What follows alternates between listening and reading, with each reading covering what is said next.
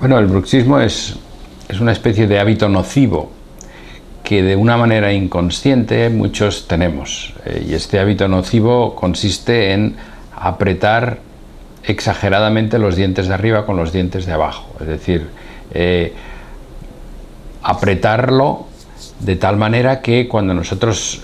apretamos los dientes de arriba con los de abajo, sobre todo de una manera inconsciente y sobre todo por la noche, lo que ocurre es que o bien se desgasta mucho el diente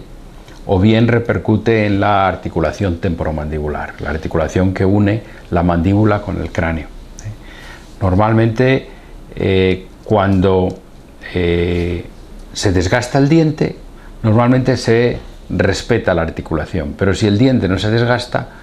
puede afectarse la articulación produciendo dolores musculares, dolores y chasquidos a la apertura de la boca.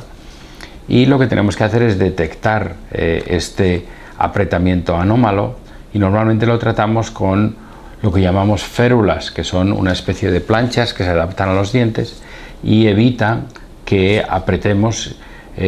los dientes de arriba con los de abajo, y estas planchas o férulas normalmente las llevamos por la noche y son bastante confortables, sobre todo para pacientes que tienen hábitos de bruxismo importantes. Normalmente el bruxismo a veces se detecta